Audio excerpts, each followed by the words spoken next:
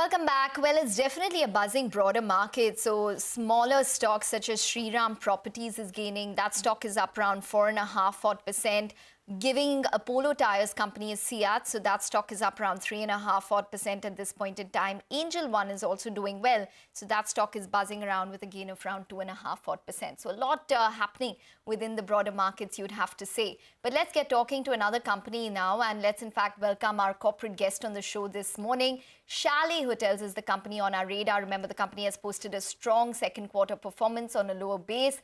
To understand how occupancy is looking, especially during the holiday season and the outlook at large, we have with us Sanjay Sethi, the Managing Director and CEO of Chalet Hotels, to take some questions. Mr. Sethi, hi, welcome to the show. Well, it is end of the year. There are holidays going on. You did occupancies of around 70-odd% in the previous quarter.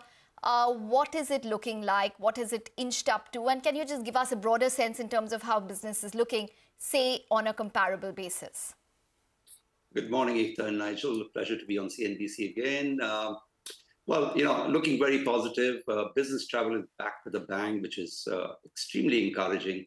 As far as the holiday season is concerned, our hotels are largely in big cities, so we don't get a major rub-off from the holiday season, but we've done an extremely strong non-holiday season period, especially the months of September. October was decent.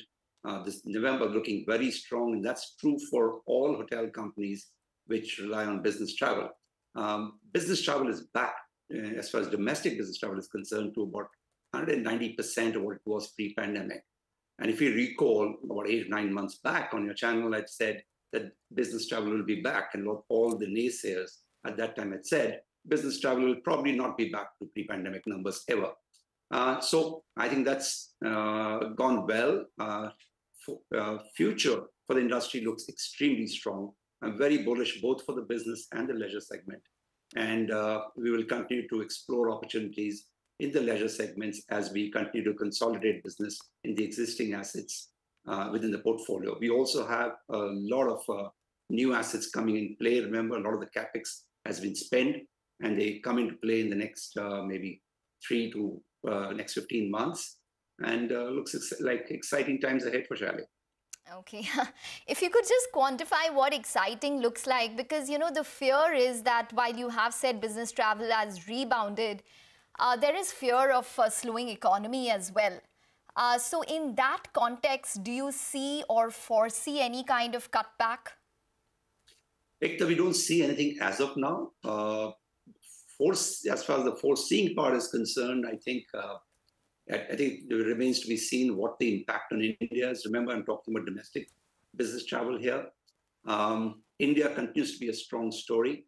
And whilst I do expect some amount of impact, I don't expect it to be material. So our growth on our portfolio, I think, will continue to be as strong it has been for the last 2 quarters now. And we expect to actually grow aggressively, additionally, on the back of the new assets coming into play in the next few months. Hi, Mr. Sethi. Well, you got it right? Business travel has bounced back and bounced back in style. If you could give us a couple of numbers for Q3, what's the rough occupancy number that we're working with? You could give us a bit of a range. And the average revenue per occupied room as well. I think the last count that we have was around 5,600, around 5,700. Where is that number headed? Well, the last count is Q2, where your combined average room rate was actually 7,930, and your RevPAR, this revenue per available room, was 5,650. Yes. Overall, I expect that to jump by at least 20% in the subsequent quarters, which are left in the year. So maybe higher, actually, the way things are going now. Okay, all right. So RevPAR will move to around, doing basic math, goes up by around 1,000 rupees odd.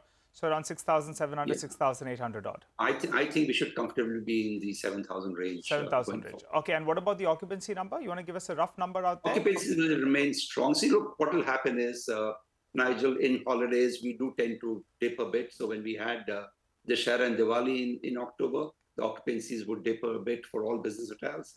But November rebounded like never before, actually. So as we keep going ahead, February, March will be extremely strong because there are very few holidays in that period.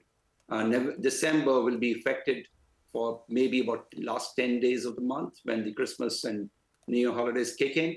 But first 20 days look extremely strong again. So occupancies, expect them to stay in that mid-70s range. And the ADRs probably cross the 5-digit number in the coming months. Okay, and you're expecting to probably maintain these margins also of over 30-odd%, what you reported in the previous quarter? If the growth continues to come like it seems to be coming through ADR growth, average room rate growth, it's bound to actually improve. Okay. What does that do to your debt levels? Because you sound extremely bullish on your business. You're expecting your average revenue room rate or revenue per available room to move up to around 7,000 odd rupees. You're expecting your occupancy to remain at those 70% levels. What does that do to your debt level, which is at around 2,300 odd crores? Are you in a position to probably, lower it, considering that business is flourishing? Yes, so if you look at our numbers now, our 31st March debt and September 30th debt is exactly the same. And we put in significant amount of new capex during that period. So we've been able to hold the debt whilst we invested pretty heavily in these 6 months. So clearly we are sort of funding our growth through internal accruals now. We also have a lot of the projects which were underway coming to closure, whether it's the Bangalore office asset, whether it's the new hotel in Hyderabad, whether it is the expansion of the Pune hotel, or renovation of the Westin in Powai. All these are coming to culmination. And as they come to culmination, the debt levels will fall because EBITDA support will increase significantly. However, we do have 2 or 3 new projects underway. They will require some debt. So we see debt peaking out at about 27,100 at some point of time, but then it'll fall very rapidly once all the projects are monetized. Okay, all right. So 2,700 crores will be the peak out there. Do you have any non-core assets that you could monetize? If you could give us a sense on that. And your cost of borrowing, RBI has gone ahead and hiked rates numerous times this year. In fact, global central banks have done that as well. Your cost of borrowing could have gone up marginally, right? What is it at as of last call? Marginally. So our cost of borrowing in September 22, average borrowing was 8.18%. That's up 14 bips from March 22, whereas the policy repo rate is up 190 bips. So clearly we've been able to manage that well. Okay, and any non-core assets you have that you would... On the non-core, well, we are primarily a hotel company. 89% of our revenue comes from hospitality. But we've got some complementary assets on the same plots that support the hospitality business, which is primarily in the form of office assets. They continue to be high EBITDA generating assets, and we'll continue to use keep them with us because they contribute extensively to our P&L and balance sheet. In fact, we're adding 1 or 2 more. We believe that their rub-off of the demand that they create to the hotels is very positive, and on their own, they are extremely value accretive. So I think it works for us. Okay. How much do you expect to finish FY23 in terms of rental income? You did 100 crores in FY22. I don't want to give forward-looking numbers right now on the whole company. You're sustaining 100 crores. Some of those assets, the additional assets are still underway. If you recall, our numbers today have to be seen in a certain light. That today, for the last 2 quarters, a mall has been shut down in Bangalore to restructure it as an office asset. So that revenue is not been coming in.